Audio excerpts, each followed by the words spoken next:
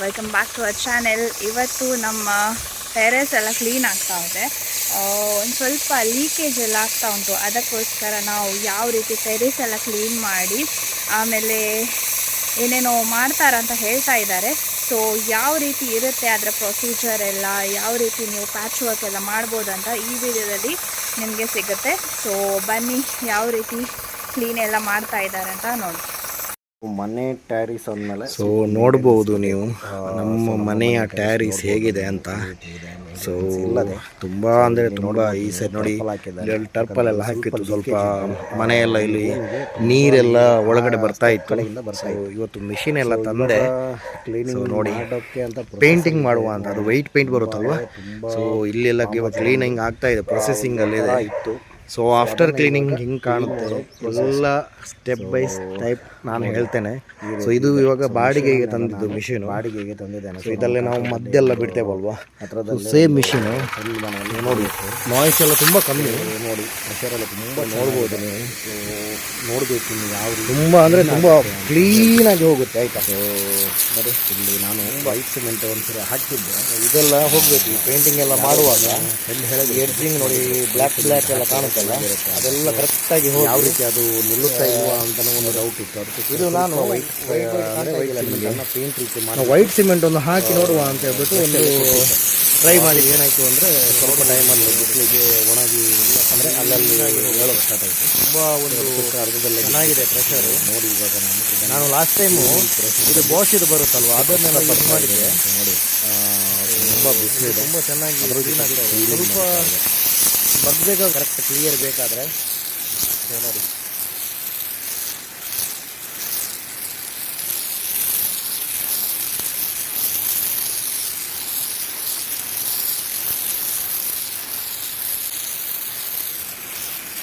ಇದು ಇವಾಗ ಹೀಗೆ ಇದೆ ನೋಡಿ. ಸೊ ಇಲ್ಲಿ ನಾನು ಇವಾಗ ಕ್ಲೀನ್ ಮಾಡಿದೆ ನೋಡಿ. ಸೊ ಅನ್ಫಾರ್ಚುನೇಟ್ಲಿ ನಾನು ಎಲ್ಲ ಟ್ಯಾರಿಸ್ ಮಾಡ್ತಾ ಇದ್ದೆ, ಬಟ್ ರೆಕಾರ್ಡ್ ಆಗಿಲ್ಲ. ಸೊ ತುಂಬ ಚೆನ್ನಾಗಿ ಕ್ಲೀನ್ ಆಗ್ತಾ ಇದೆ. ಸೊ ಪರ್ ಡೇ 800 ರೂಪಾಯಿ ಬಾಡಿಗೆ. ಸೊ ಚೆನ್ನಾಗಿದೆ. ಸೊ ನಾನು ಇವಾಗ ಕ್ಲೀನ್ ಮಾಡೋದು ನೋಡ್ಬೋದು. ತುಂಬ ಅಂದರೆ ತುಂಬ ಪ್ರೆಷರಲ್ಲಿ ನಾವು ನೋಡ್ಬೋದು, ನೋಡಿದ್ರೆ ಕಾಣ್ಬೋದು. ಸೊ ಅದೆಲ್ಲ ಹೋಯಿತು. ಸೊ ಇವಾಗ ಏನಂದರೆ ಪೇಂಟಿಂಗ್ ಕೊಡೋದು. ಸೊ ಆದಷ್ಟು ಟ್ಯಾರಿಸನ್ನು ಕ್ಲೀನ್ ಎಲ್ಲ ಮಾಡಿ ನೀವು ಪೇಂಟ್ ಕೊಡಬೇಕಾಗುತ್ತೆ. ಸೊ ನೋಡಿ ಯಾವ ರೀತಿ ಕೊಡ್ತಾ ಇದ್ದೀನಿ. ನಾನೊಂದು 3 ಗಂಟೆ ನಂತರ ನಾನು ಪೇಂಟ್ ಕೊಡೋಕ್ಕೆ ಸ್ಟಾರ್ಟ್ ಮಾಡಿದ್ದು. ನೀವು ಕ್ಯಾಮರಾದಲ್ಲಿ ನೋಡ್ಬೋದು. ಸೊ ಬಿಸಿಲು ಯಾವ ರೀತಿ ಕಾಣುತ್ತೆ ಅಂತ, ತುಂಬ ಬಿಸಿಲಿತ್ತು. ಸೊ ನಾನಿದು ಇವಾಗ ನಿಪ್ಪೋನ್ ಪೇಂಟ್ ಅವರದ್ದು ಸೀಲರನ್ನು ಯೂಸ್ ಮಾಡ್ತಾಯಿದ್ದೇನೆ. ಫಸ್ಟು ನಾವು ಸೀಲರನ್ನು ನಾನು ಆ್ಯಕ್ಚುಲಿ 10 ಲೀಟ್ರ್ ತಂದಿದ್ದು. 10 ಲೀಟ್ರನ್ನು ಅರ್ಧ ಮಾಡಿಬಿಟ್ಟು ಅದಕ್ಕೆ ನೀರು ಮಿಕ್ಸ್ ಮಾಡಿಬಿಟ್ಟು ಫುಲ್ಲು ಟ್ಯಾರಿಸ್ಗೆ 2 ಕೋಟು, ಅಂದರೆ ಇವಾಗ 10-20 ಲೀಟ್ರ್ ಆಗುತ್ತಲ್ವ ನೀರು ಕೊಟ್ಟ ಮೇಲೆ. So 20 ಲೀಟ್ರನ್ನು 2 coat. ಒಂದು ನೋಡಿ ನಾವು ಸ್ಟ್ರೈಟ್ ಕೊಡ್ತಾ ಇದ್ದಾನೆ, ಹಾಗೆ ಇನ್ನೊಂದು ಪ್ಲಸ್ ರೀತಿ. ಇವಾಗ ಒಂದು ಸ್ಟ್ರೈಟ್ ಎಳ್ದೆ ಅಂದರೆ ಇನ್ನೊಂದು ಅಡ್ಡ ಎಳೆದು ಅದನ್ನು ಫುಲ್ಲು ಟ್ಯಾರಿಸ್ಗೆ ನಾನು ಫಿನಿಷ್ ಮಾಡಿದ್ದೇನೆ. ಸೊ ನಂತರ ಇದಾದ ಮೇಲೆ ಪ್ರೊಸೆಸ್ಸು ನಾನು ಏನಂತ ಮತ್ತೆ ತೋರಿಸ್ತೇನೆ. ಸೊ ಇದು ಇವಾಗ ಪ್ರೊಸೆಸ್ ನೋಡ್ಬೋದು ನೀವು. ಸ್ವಲ್ಪ ಕಷ್ಟ ಆಯಿತು ನನಗೆ, ಏನಂದರೆ ನಾನು ಇಲ್ಲಿ ಪೇಂಟ್ ಇದು ವಾಶ್ ಮಾಡಿದ ಮೇಲೆ ಅಡಿಕೆ ಮರ ಎಲ್ಲ ಕಾಣುತ್ತಲ್ವ, ಅದರದ್ದೆಲ್ಲ ಈ ಎಲ್ಲೆದ್ದೆಲ್ಲ ಪೀಸ್ ಬರ್ತಾಯಿತ್ತು. ಸೊ ಗುಡಿಸೋದು ಪೇಂಟ್ ಕೊಡೋದು ಆಗ್ತಾಯಿತ್ತು. ಸೊ ನೋಡ್ಬೋದು ಯಾವ ರೀತಿ ನಾನು ಟ್ಯಾರಿಸನ್ನು ಕ್ಲೀನ್ ಮಾಡಿದ್ದೀನಿ ಅಂತ. ಸೊ ಚೆನ್ನಾಗಿ ಕ್ಲೀನ್ ಮಾಡಿದರೆ ಚೆನ್ನಾಗಿ ಪೇಂಟ್ ನಿಲ್ಲುತ್ತೆ. ಸೊ ಇವಾಗ ಪೇಂಟ್ ಕೊಡೋಕ್ಕೆ ಸ್ಟಾರ್ಟ್ ಮಾಡಿದ್ದೇನೆ.